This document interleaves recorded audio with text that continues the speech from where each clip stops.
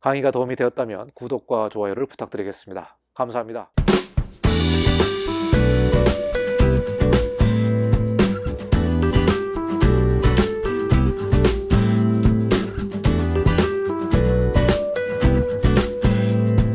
안녕하십니까, 이건영 건축사입니다. 2022년 1월도 이제 중순을 넘어 2월로 접어드는 것 같습니다.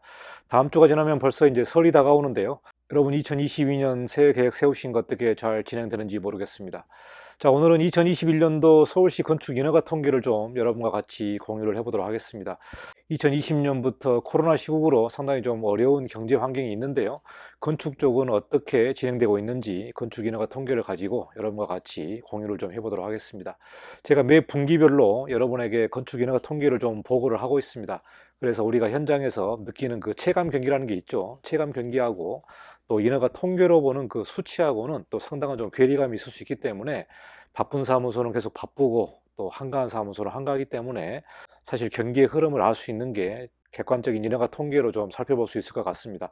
그래서 오늘 서울시 건축 인허가 통계 결산을 보면서 2021년도 경기의 흐름이 어떻게 진행됐는지, 또 여러분 사무소는 어떻게 지냈는지 이 경기 지표를 보면서 좀 비교할 수 있는 객관적인 시간이 될 것 같습니다. 자, 그러면 2021년도 서울시 건축 인허가 통계를 살펴보도록 하겠습니다. 자, 그러면 2021년도 월별 서울시 인허가 통계 결산을 좀 말씀드려 보도록 하겠습니다. 결론을 말씀드리면 신축이 총 6,710동을 인허가가 났고요. 용도 변경은 5,287동, 그리고 대수선 증축이 2,129동으로 마감을 했습니다. 여기 그래프를 보시면은 1월부터 12월까지 그래프가 나와 있는데요. 1월은 상당히 안 좋게 시작을 했습니다만은 3월 달에는 상당히 높게 738동이 인허가를 냈습니다. 그리고 12월에는 626동으로 마감을 했는데요.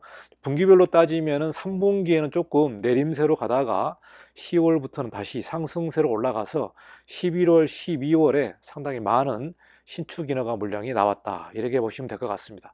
자, 그리고 그 다음이 용도 변경인데요.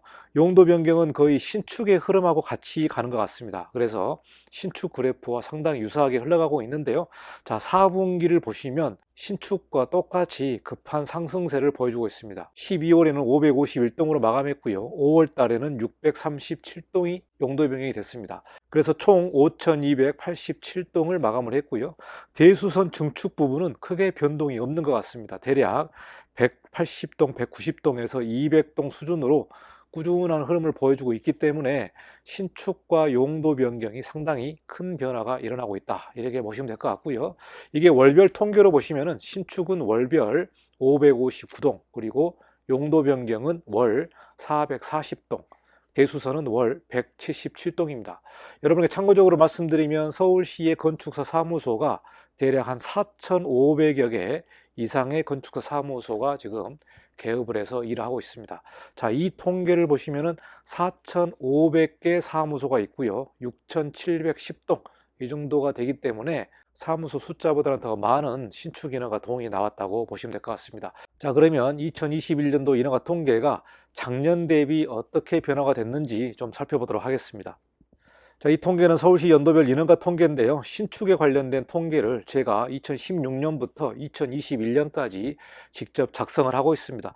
여러분 세움터를 가시면은 인허가 정보 통계가 나오기 때문에 만약에 지방에 계신 분들은 세움터에 들어가셔서 해당 지역을 누르시면 매달 인허가 통계가 나오게 됩니다. 그래서 제가 매달 이 인허가 통계를 직접 작성을 해서 이 그래프를 만들고 있는데요. 자, 여기서 보시면은 2016년도부터 2021년까지 통계가 나와 있습니다. 2016년, 2017년도는 상당히 좀 좋았던 그런 시기가 되지 않았나 생각을 합니다. 거의 9,000여 동의 신축 인허가 통계가 나왔기 때문에 상당히 좋았는데요. 2018년부터는 상당히 좀 꺾인 부분이 되겠죠. 그래서 2019년도 하방으로 내려갔고요. 2020년도가 상당히 안 좋은 해였습니다. 그러니까 2018년도부터 하방으로 들어서서 2020년도에 최악의 인허가 통계를 냈다, 이렇게 여러분이 보시면 될 것 같고요. 2021년도는 6,790동입니다. 자, 2020년도가 5,290동이거든요. 그러니까 작년 대비 무려 1,426동이 증가를 했습니다. 2020년도가 상당히 안 좋았기 때문에 1,426동이 증가를 했는데요. 이 지표는 거의 2018년 수준으로 다시 돌아간 내용이 되겠습니다. 그러니까 작년에 상당히 많은 돈이 시장에 흘렀거든요. 여러분 주변을 보시면은 공사하고 있는 현장이 상당히 많습니다. 그리고 강남 같은 경우도 최고급 오피스텔로 분양을 하고 멀쩡한 건물, 그러니까 뭐 10층, 12층 건물도 다 허물고 새로 오피스텔을 신축해서 분양하고 있는 경우가 상당히 많습니다. 그래서 시장의 광의 통화량이 거의 3,900조가 지금 흘러다닌다고 보시면 될 것 같은데요.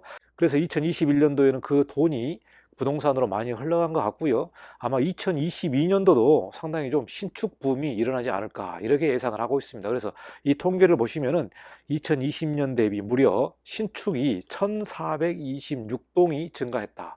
자, 그러면은 인허가의 유형별로 통계를 좀 살펴보도록 하겠습니다. 자, 이 내용은 2020년도와 2021년도를 비교한 내용이 되겠습니다. 신축, 용도 변경, 중축, 대수선 이렇게 크게 세 개의 분야로 통계를 잡고 있는데요.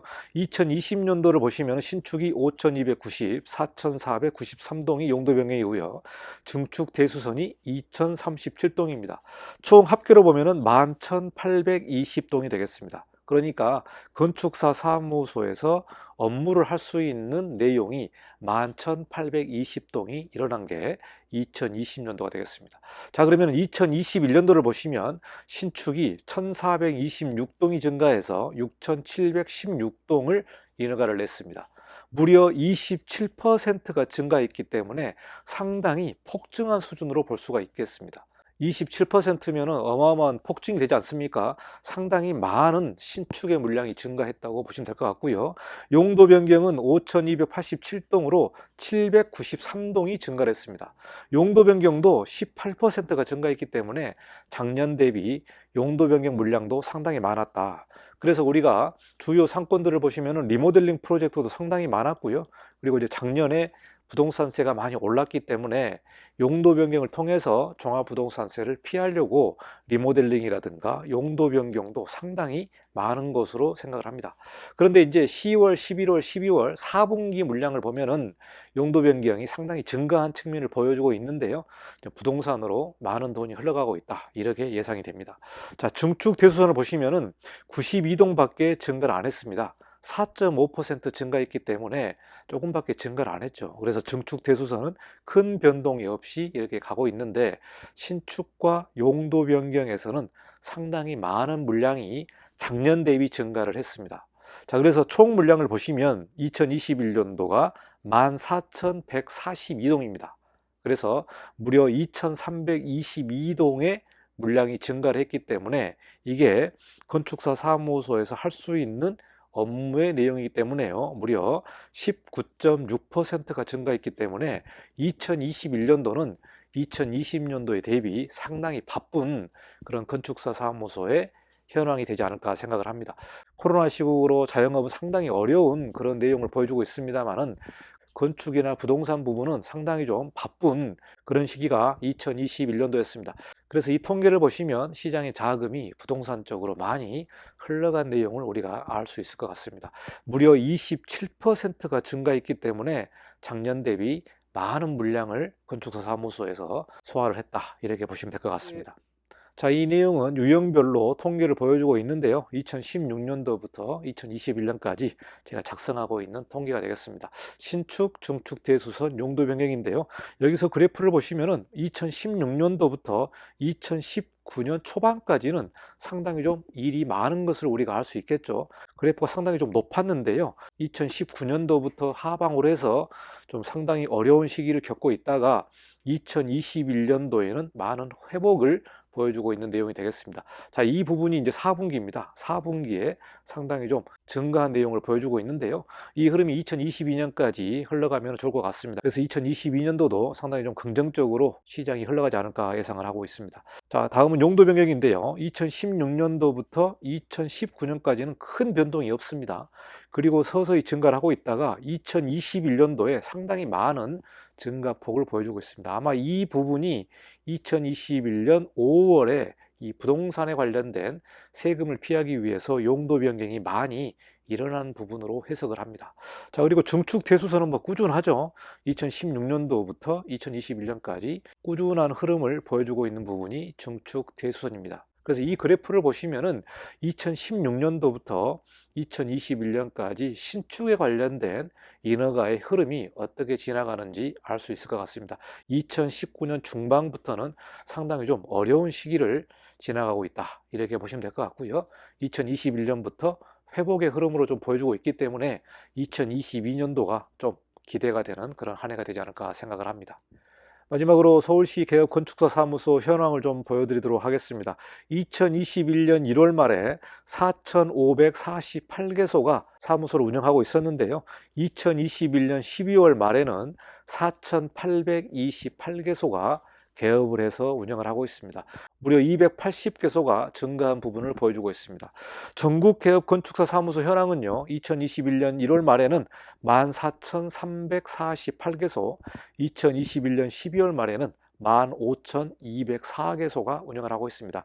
856개소가 증가한 부분을 보여주고 있고요. 꾸준히 증가하고 있는 그런 모습을 보여주고 있습니다. 사실 건축사 사무소는 은퇴도 없고 그렇게 폐업하는 숫자가 적기 때문에 계속해서 증가하고 있는 것 같고요. 서울시 같은 경우는 1년에 대략 한 300개의 건축사 사무소가 증가하고 있는 내용을 보여주고 있는 것 같습니다. 자, 여기까지 2021년 인허가 통계를 결산하고요. 2022년도 4월에 2022년 1분기 통계가 어떻게 나왔는지 여러분에게 설명드리도록 하겠습니다. 자, 여기까지 건축 뉴스를 마치고 다음에도 더 좋은 콘텐츠로 여러분을 찾아뵙도록 하겠습니다. 강의가 도움이 되었다면 구독과 좋아요를 부탁드리겠습니다. 감사합니다. 이건영 건축사였습니다.